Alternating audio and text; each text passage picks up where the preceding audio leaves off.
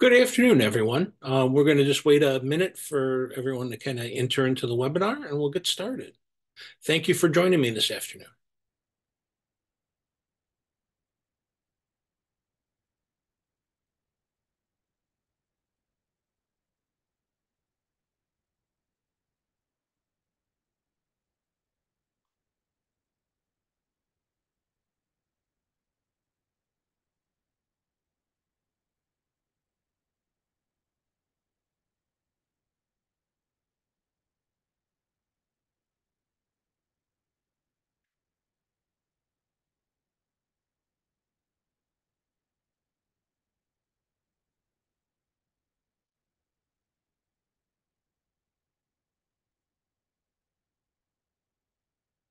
All right, welcome everyone to this session on how to start a Science Olympiad team. And this is a presentation given as part of the 2024 National STEM Festival. And thank you for joining me.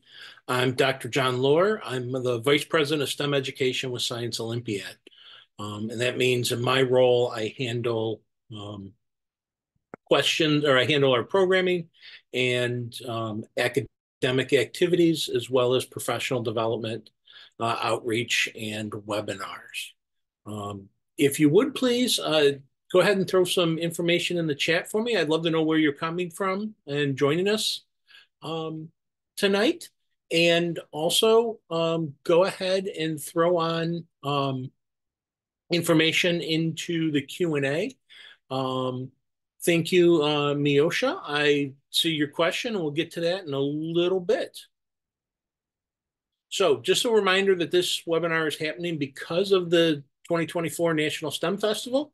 I would encourage you to check out other activities that are part of the festival.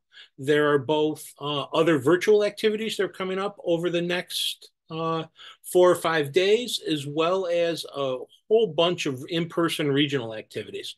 So things are not just confined to Washington, D.C., and I'd encourage you to get out and check out things that are happening in your community and support the myriad of community partners who are doing wonderful work around STEM education.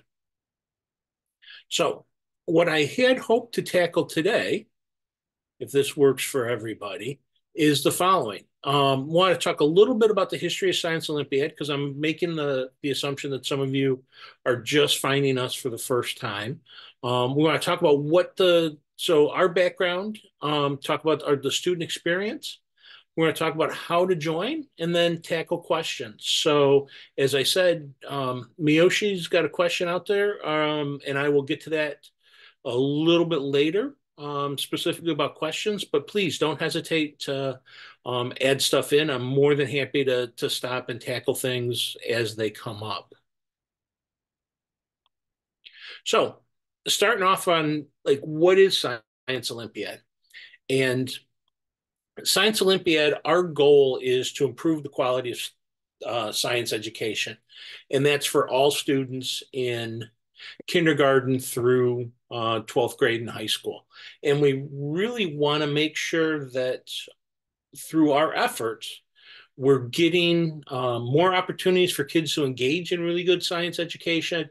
And we're developing diversity in science and making sure that there is a competent and ready workforce available for the future and ready to tackle some of the challenges that we're going to be leaving future generations. So what specifically we do is we're a national STEM competition. We were founded in 1984. So this May, we'll be having our 40th national tournament. And the reason our founders came up with the program was because they saw at the time science practices were starting to be squeezed out of the classroom. There was a fundamental shift in the way schools were organizing themselves and structuring things, and that meant that a lot of the engaging, hands-on, interactive science didn't fit into a normal classroom structure anymore. We operate in all 50 states, plus the District of Columbia, and we have programming that covers kindergarten through 12th grade. And I will talk about some of those distinctions here in a little bit when we get closer to the end. So the way to think of our organization is we start with our national office, and that's where I'm located. So we have a national staff that works with content experts and volunteers throughout the country to create the competition and create Science Olympiad each year. Then the work really takes place in our state chapters. And each state has a state director, and they manage things locally and work through local volunteers to create tournaments in their state. And last but not least, schools that are interested in participating in the program form teams.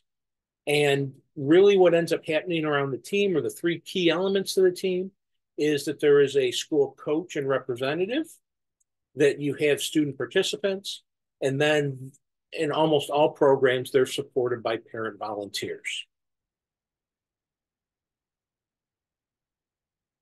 Real quick, so following our 2023 season, we had just over 5,800 teams across the United States. You can kind of see a distribution.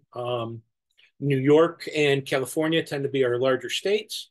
But like I said, we have teams everywhere.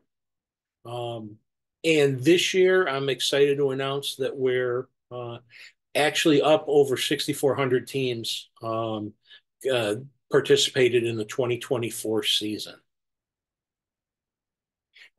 Based on our numbers and everything, that means we're interacting with and engaging about 250,000 students annually in STEM activities through Science Olympiad. The other cool thing about Science Olympiad is we've now grown to have college alumni chapters. And you can see here is just a representation of all the different universities that we have alumni chapters with. And we'll talk a little bit about the key value and the opportunity that alumni chapters create in a little bit. So let's get into the program, the nitty-gritty, and the experience for the kids. The best way to think of Science Olympiad is we're an academic track meet. So our program creates 23 different events for middle school students, 23 events for high school students. Elementary, we create 16 events just because of the age range of the kids. So a lot of what you're going to see right now is really going to be talking about our middle school and our high school programs. These events tackle 6 topic areas. They approach the material and information in 4 different formats. And I think the cool thing and the unique thing about Science Olympiad is not only are you part of a team competing in the 23 events, but in every event, a student is working with a partner. So there is a very big team building dynamic to the Science Olympiad program. Now, when we talk about our topics, we approach science in 3 or 6 big areas, right? So we have events that focus on the life sciences. We have events that focus on earth and space science. We have events for chemistry, physics, tech and engineering. And then we have a category that we call inquiry. And really, inquiry represents those events that kind of cross discipline lines and really don't have a true kind of subject home, but are very important activities for kids to engage in and present kind of fundamental STEM concepts for students to master. Now, those six events or 6 categories show up in 4 different ways. The most common type of event are what we call core knowledge events. And what happens in a core knowledge event is we will release information that the students are expected to learn. They will then have, from the time that is released, all the way through till they compete for the first time to learn that information. They'll show up at a tournament, take a test. And these are probably our most common format for events, and kind of methodology for getting the kids to demonstrate their knowledge. Now, that test, sometimes it's paper pencil, sometimes it's moving through a series of lab stations where they're interacting with existing experiments or um, pre pre-produced information. So the test can take on a variety of forms and have kind of different levels of engagement. The next big category of events are our lab events. And now lab events are very much like core knowledge events, where on a given topic, we list out a bunch of information or skills that the students need to develop. The difference is what happens at the tournament. For a lab event, the students have to use the information they've mastered to complete some sort of task. So this could be a formal experiment. It could be, in the case of our events, Crime Busters and Forensics, run a set of experiments and tests to solve a crime. It could be learn a computer language and then use that computer language to program and create some kind of outcome at the tournament. And now in any given year, of the 23 events, about 4 to 5 of them are lab events. Moving on from that, our next biggest category of events are what we call our build events. And these are events in which the kids are given information about a device, which could be a structure, a plane, a vehicle, a robot, a variety, this year, air cannons, a variety of things that we would like the kids to build and actually perform a particular task. So for this event, right, we will specify kind of what the outcome is, what the testing conditions are, and then the kids have the entire, up until the tournament, to collect data about their device, to try out different designs, to practice using it. And then they bring the device to the tournament and test its performance against other schools. And typically in any given year, you'll see 5 to 6 events are build events. Now, the fourth category are what we refer to as hybrid events. These essentially take, just like the name hybrid, take different aspects of the previous 3 and combine them together in an event. So most often, particularly in physics, you'll see core knowledge events being combined with build events. You'll also see in chemistry some core knowledge, right? So a short exam combined with a lab task that they have to do. And typically, hybrid events represent the smallest number of events, the smallest category of events in any given year in any given competition.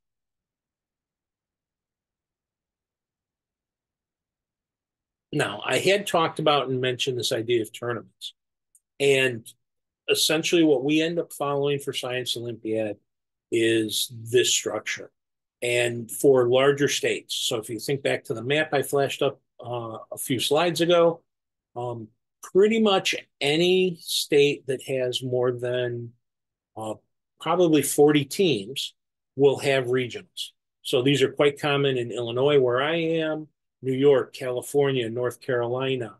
And what this does is these are smaller tournaments that the schools will compete at, right? And then typically held at community colleges or regional universities.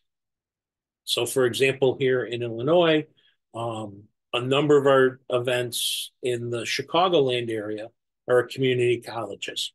Though then downstate, where the community colleges are a little further apart, you'll see like institutions like Western Illinois University host a regional for the Illinois Science Olympiad.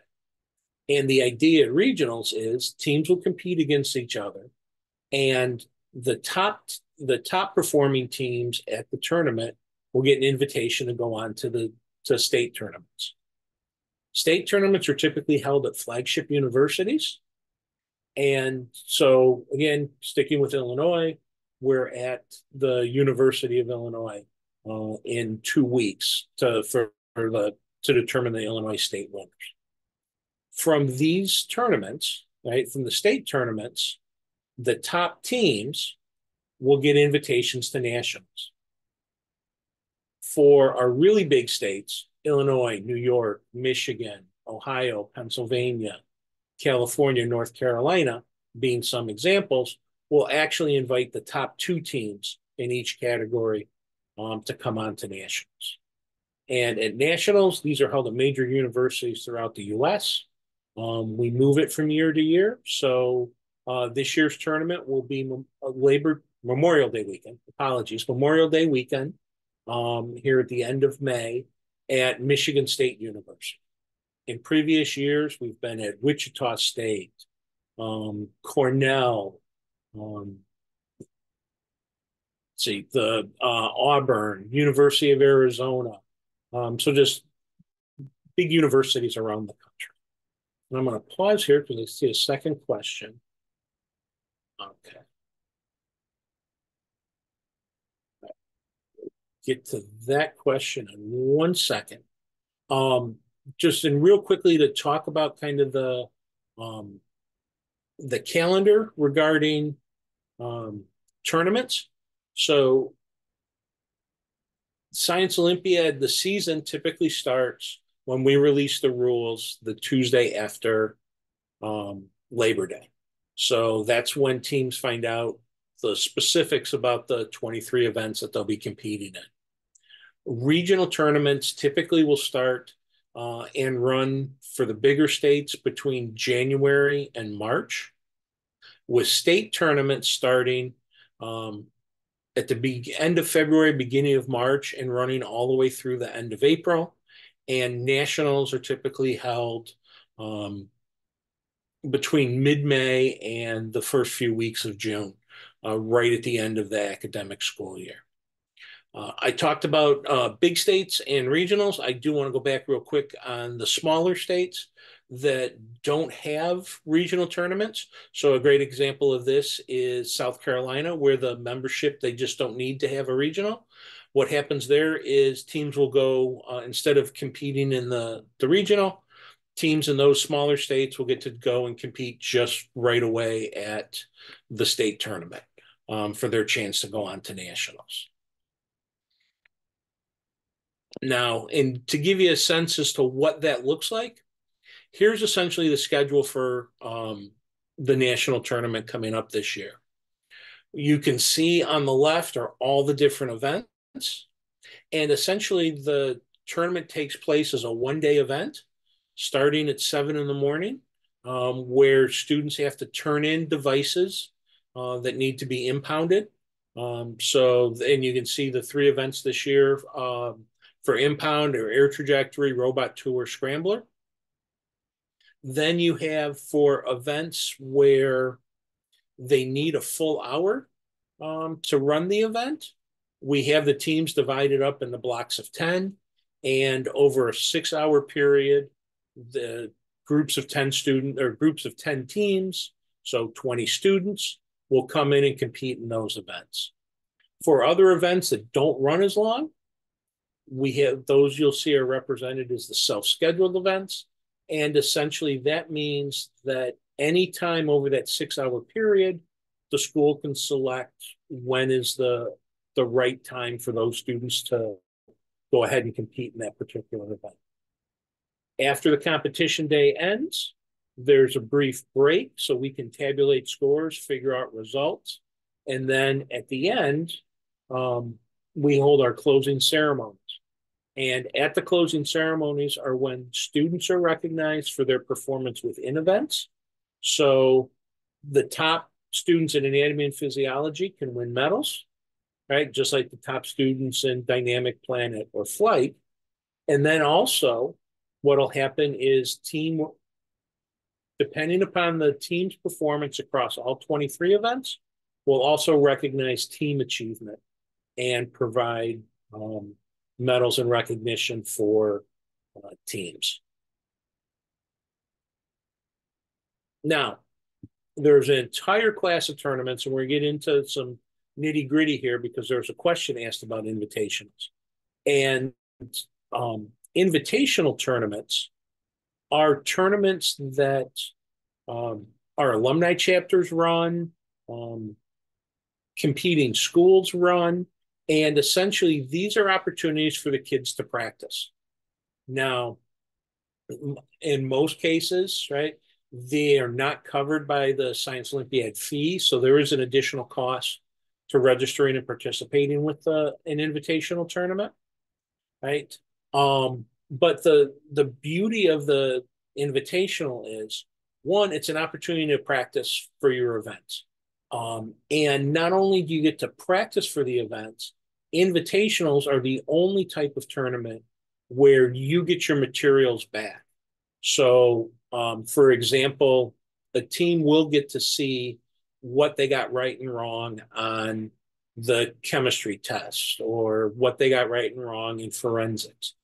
So it's a way for them to figure out where they need to improve going forward.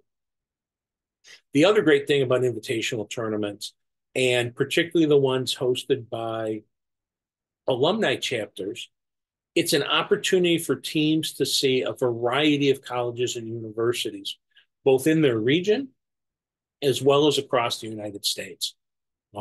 So, for example, two of our more popular invitationals happen on subsequent weekends in January, and that's the Harvard Invitational as well as the MIT Invitation. And it's a great opportunity to get the students to those campuses, and they include other activities besides the Science Olympiad tournament because it's an opportunity for students to see what those places would be like as well as interact with students at those universities. Now, for invitational tournaments, the big thing is, again, students get recognized for their performance in individual events, and your team gets awarded for their performance at that tournament. The beauty about invitationals is that nobody at the performance at the invitational does not affect your team's ability to advance to higher levels of competition. So you could have a horrible performance at the University of Texas Austin Invitational and still come back, participate at a Texas regional, and advance the states and move up and represent the state of Texas at the national tournament. Now, there was a question out there about hosting the invitations, right? And the question was posed as that they'd love to host an invitational, but the school is not large enough. So what can be done? There are, I think, a couple of different options here. One is you can look around your community to see if there are other partners that may have more space that would allow you to effectively borrow their space while your manpower and your expertise host the tournament. So, for example, one of the things I think about is community colleges oftentimes are going to have more classrooms, kind of more gym space, and just be a larger place than a lot of schools. And what you can do, but they also have a mission, and their faculty has a mission around not only education but community engagement. So there's a potential that by partnering with the community college, you can get the space to host the invitational, and they get the benefit of a bunch of people coming in and seeing the school and them kind of engaging with the community. The other two things you can do are, because of the pandemic, I think probably one of the best things that for Science Olympiad that came out of the pandemic was we figured out a model that allows teams and us to run tournaments remotely. And we refer to these as satellite tournaments. And the idea behind a satellite tournament is people go to their local school to compete in the tournament, but they are competing at their school against other schools from around the country who are also just competing at their school. And the best example of this is one of our national event supervisors and kind of super coaches, a gentleman by the name of Andy Ham. It coaches his team out of Boyceville, Wisconsin.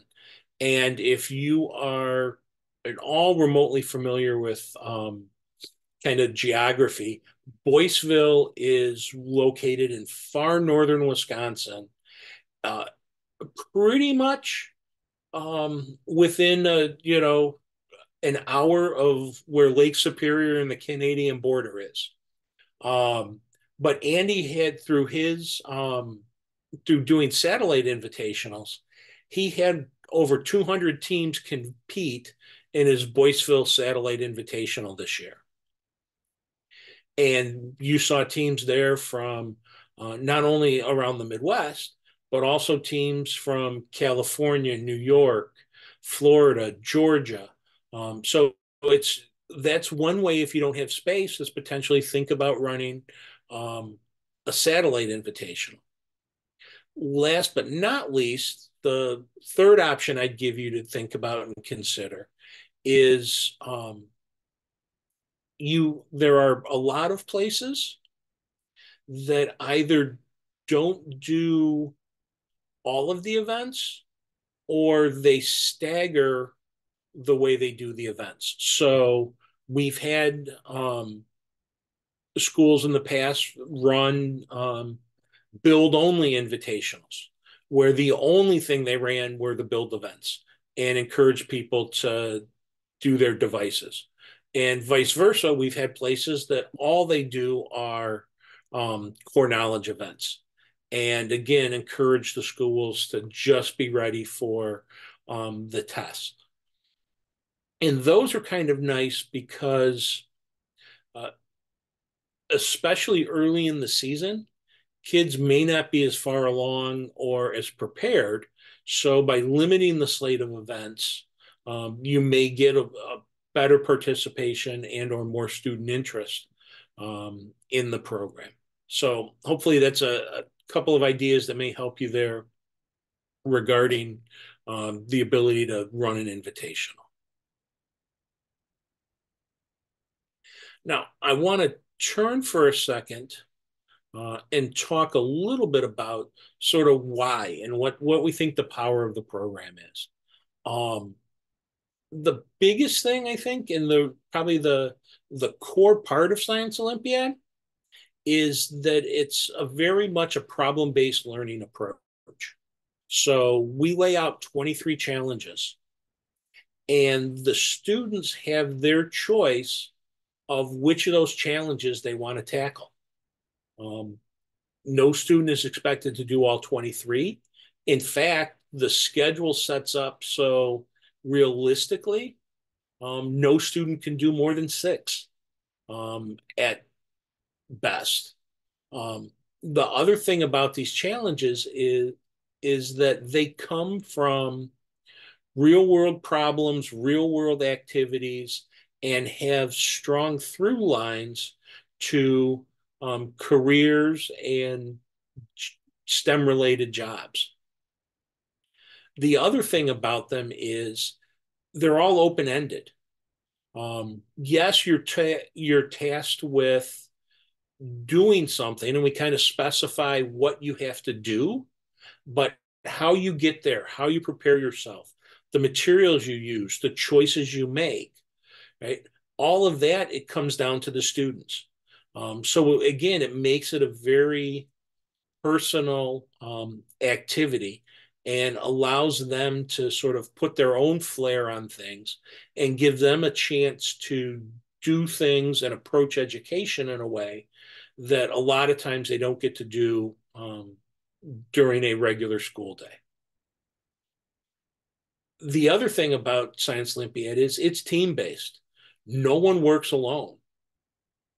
Um, the biggest thing is that all the events involve at least a single part, at least one partner, if not two. And the power of this, and this is, I'm going to talk a little bit more about this in a minute, is like students get to find their tribe. And one of the things we hear a lot about um, kind of people on a STEM journey and getting on a STEM pathway that helps a lot is they see others like themselves invested in the activity. And that can not only mean um, other adults and kind of previous generations identifying and saying, yes, this is something worthwhile and valuable, but also um, it can be peer to peer. And it's a huge piece of recognizing that other kids in your school, in your community, um, are invested and enjoy an activity like you do. Um, we talked about it a little bit before. You get recognition. We recognize the individual effort, right? So not only do you get um, usually the top performers in an event can get medals. And some of the most excited kids in Science Olympiad are what we call clinkers. And these are students that win multiple medals across different events. And they have a certain special way of walking that causes their medals to bounce against each other and clink. Um, but it's a source of pride getting to see that, hey, I achieved something. But here's the other cool thing about it is like any team-based activity, everybody's contributing to the team and the team performance and the team outcomes. So just because I'm in an event and maybe we don't win a medal, like heck, maybe we finish in the bottom five schools in a particular event. Like we just, for whatever reason, we could not get our plane to fly. That the fact that we didn't finish in the bottom or the fact that we competed in that event at all helps our overall team performance. And you may have heard the, taking one for the team, right? Again, you see that in Science Olympiad, right? There are kids that'll stretch themselves, kids that challenge themselves, kids that move out of their comfort zone. And because they do, it actually helps the overall team performance. And then, as we talked about, teams get honored. They get honored at the tournament. They'll get honored amongst their peers and people competing there. But also, it's an opportunity for the teams and everyone to get recognition within their community and, in their school. Last but not least, right, there's a huge component of mentoring in Science Olympiad. Um, the students get to interact with professionals in jobs and careers who are using the knowledge that they're gaining as part of their daily lives. So you'll see a number of our people are Science Olympiad volunteers. We have a wealth of engineers. You pretty much can't go to an event in um, the state of Michigan and not find someone working in the auto industry, participating in Science Olympiad.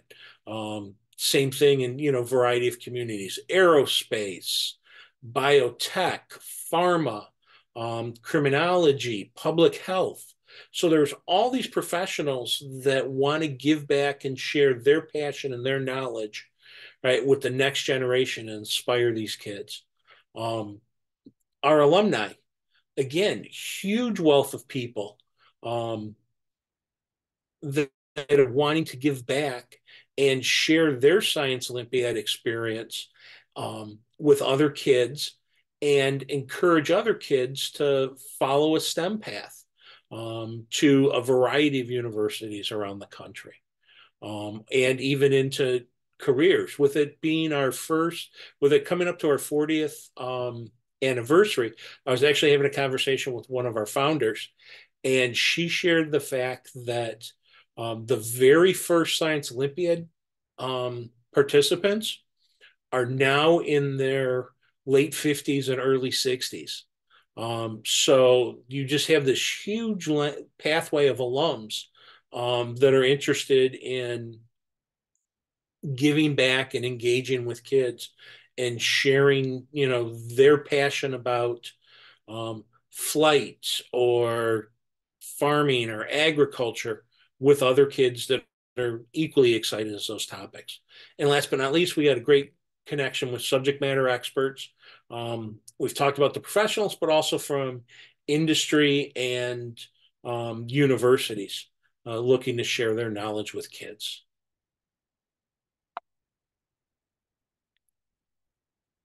So this is kind of the most powerful sentiment I've ever heard expressed about Science Olympiad for me. And this goes back prior to coming to Science Olympiad, I was part of the Chicago Public Schools and helped bring the program to the school district for the first time. And at our very first Science Olympiad tournament, I was talking with and had the opportunity to meet with one of our competitors, and it was an African American girl from Fenger High School. And at the time, she was a junior, and Fenger High School enrolled probably about 1,600 students. And she shared this quote about when asked, "Hey, why did what do you like about Science Olympiad?"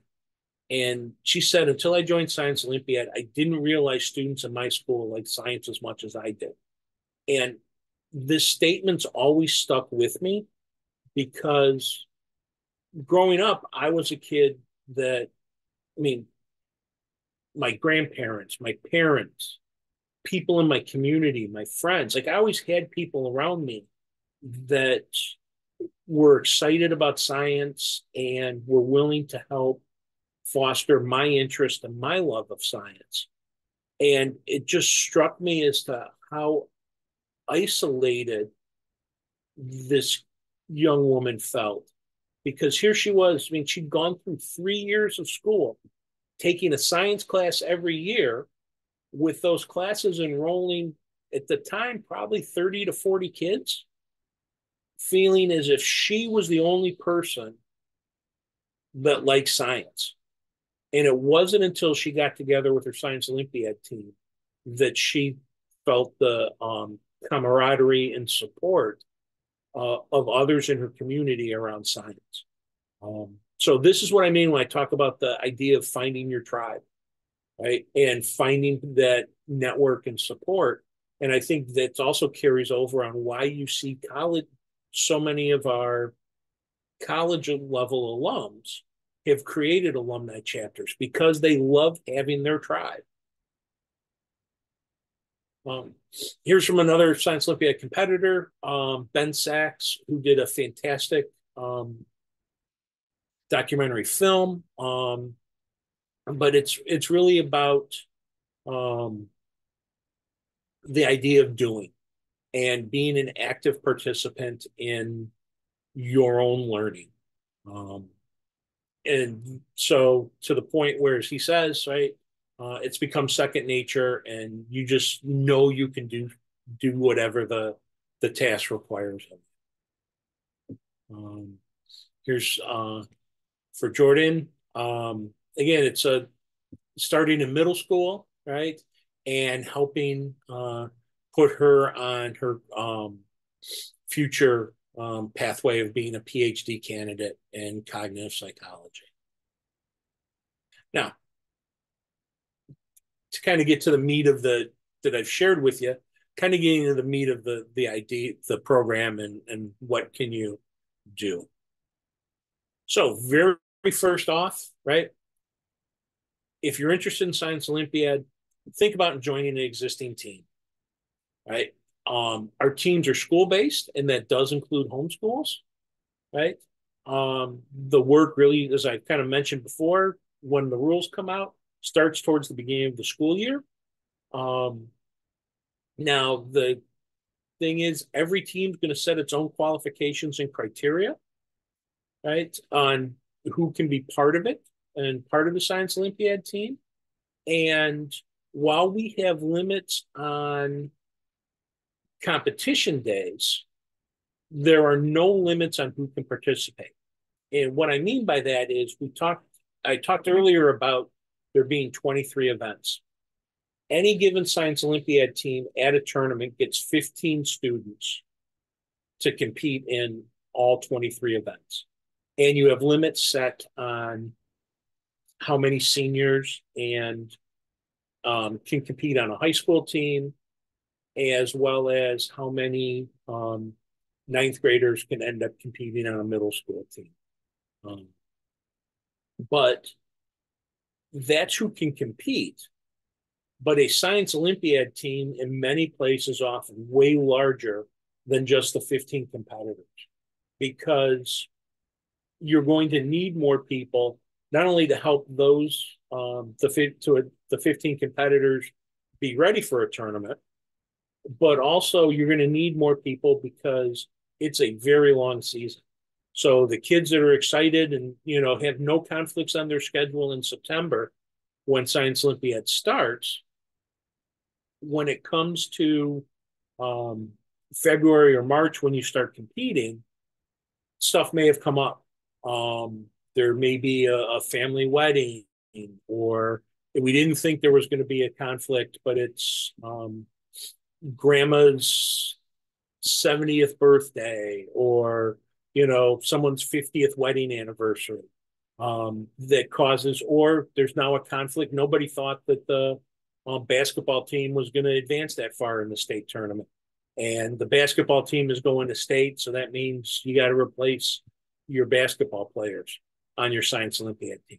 So one of the first things to do is find an existing team, and you can do that through your state chapters, and we'll talk in a minute about where you can find information about state chapters. The other thing you can do is you can create a team. And essentially, creating the team comes down to three big buckets, right? The first thing is you're going to want to engage with your child's school or with the school. And what that means is you want to have a conversation with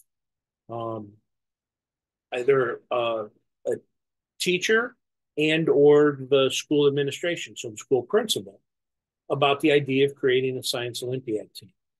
In a perfect world, right, you would get someone from the school to be the main coach, right? And now the coach doesn't necessarily have to be a science teacher. It can just be someone who's excited about the idea and has a love of STEM. So, for example, you could maybe could be a what we used to call shop teachers. It could be it could just be the homeroom teacher who really likes science. It could be an assistant principal who used to be a science teacher. At my son's former elementary school, it was a man. He's actually a social studies teacher, but he is a kind of a maker and hobbyist and does all sorts of STEM stuff on the side in his free time. So he decided he was going to be willing to step up and coach the Science Olympiad team there. If it turns out that there's nobody like officially on the school staff that is interested in being the coach, parents can be a coach of a Science Olympiad team. They just have to be recognized and identified as the coach by the school principal. Right? There really can be no Science Olympiad team without a strong connection to the school through the school administration. Then, once you've identified the person to be in charge, right, who's going to coach the team, it's then about recruiting students. And, you can, the most that can compete at any one time is 15.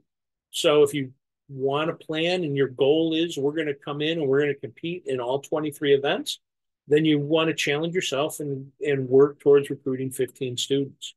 Though we have a number of teams that have less than 15, right? Just like we have teams that will have 20, 30. I was talking with a coach that has an embarrassment of riches, and she has 90 kids at her school that participate in Science Olympiad. And they do some things on running multiple teams, as well as kind of running and participating in a lot of invitational tournaments. Then once you have that, you register with your state, and you can find all your information about um, your state in the at the Science Olympiad website that I'm just going to drop in the chat real quick. And you have there we have links to all the state chapters and contact information more often than not through email for each of the state chapters. Every state sets its own registration fee, and they vary a little bit.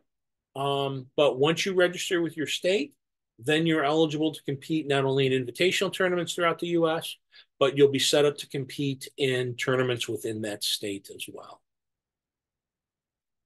Now, I think, in some ways, it's a very timely time to start having this conversation around starting a team, because for many schools, you're getting towards the end of the school year and people are still thinking about budget and planning for next year.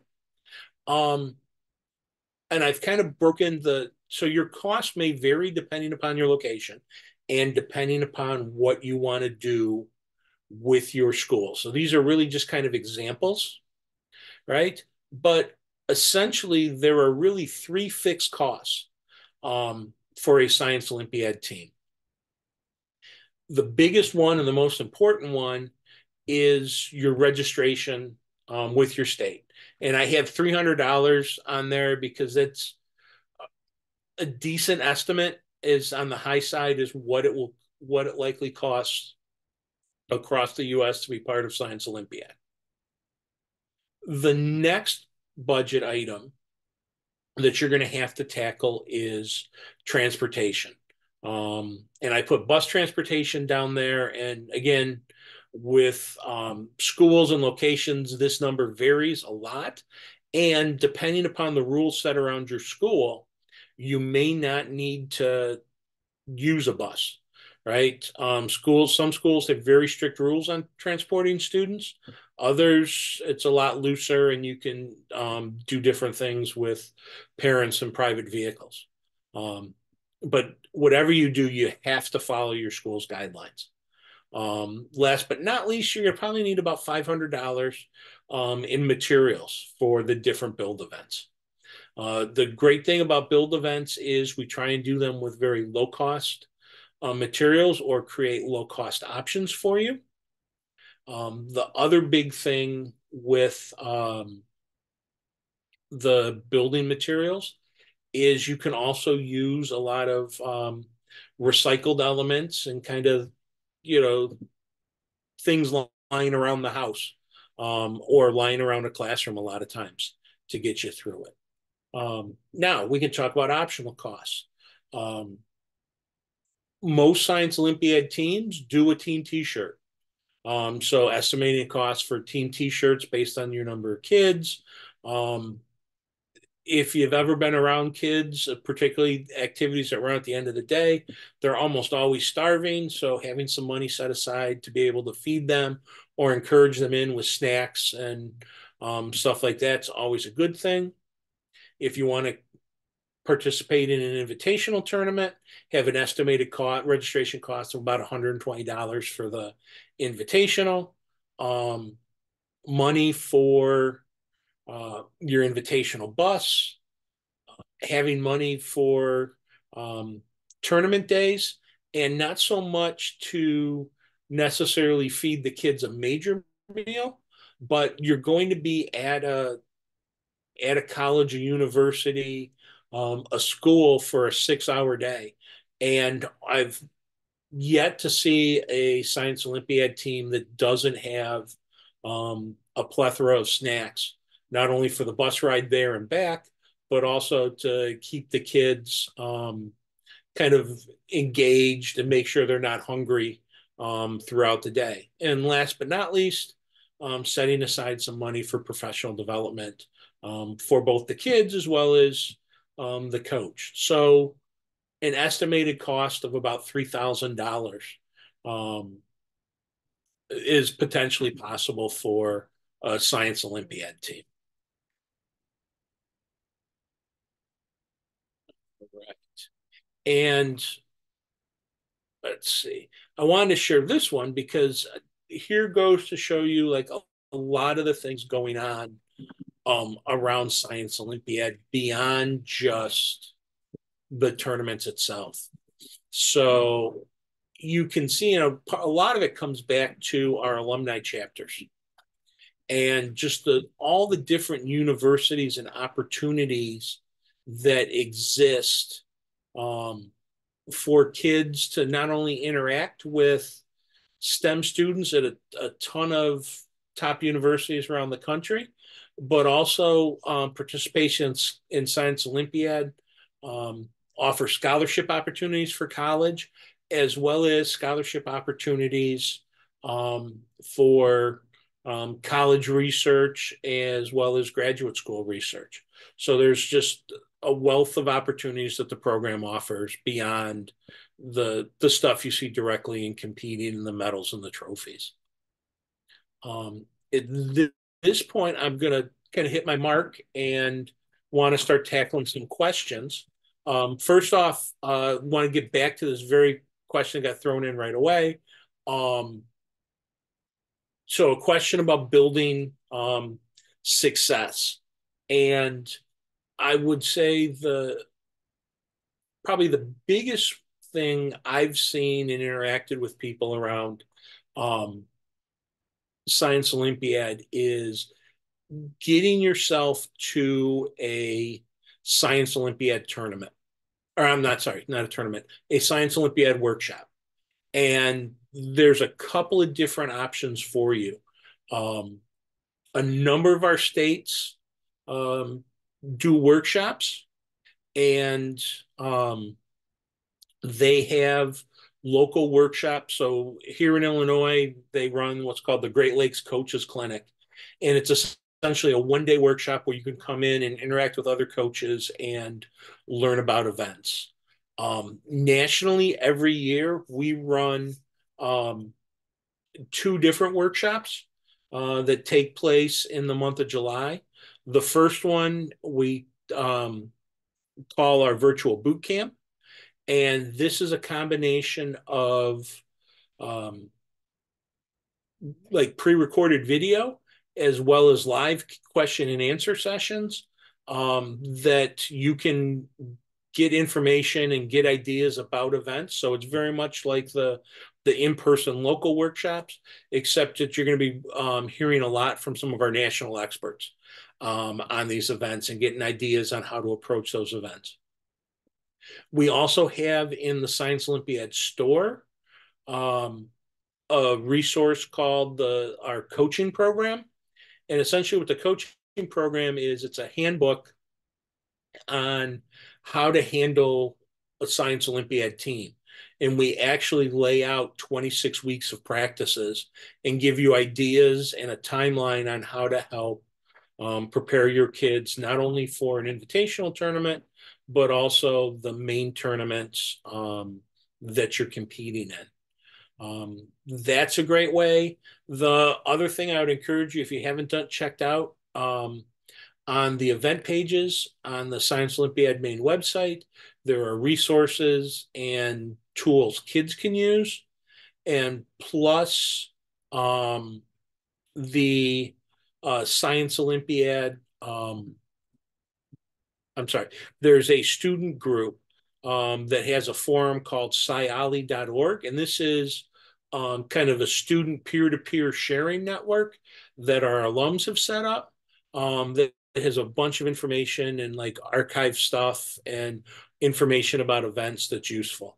And what I'll do is, I apologize, I don't know have the exact web addresses off the top of my head, so I can't really type them in the chat, but I'll make sure in a follow-up email to everybody, I include those websites for you to go take a look at it.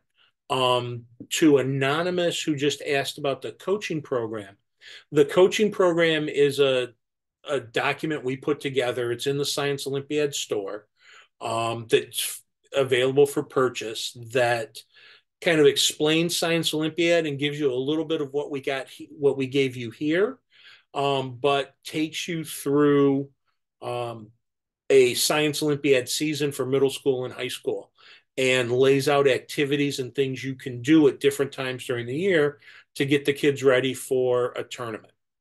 We also have something similar for elementary. For those of you that are looking for elementary programming, I should mention here our elementary looks a little bit different because you just get such a wide range of developmental ability on the part of the kids. But we have about 20 states that offer some type of elementary programming. And you can find out more information about elementary programming on our website. But we have a variety of resources that exist. Like we have an elementary coaching program, we have elementary rules, and we have a bunch of elementary activities if you're looking to engage a younger audience in kind of STEM activities and Science Olympiad activities. All right. Are there any other questions?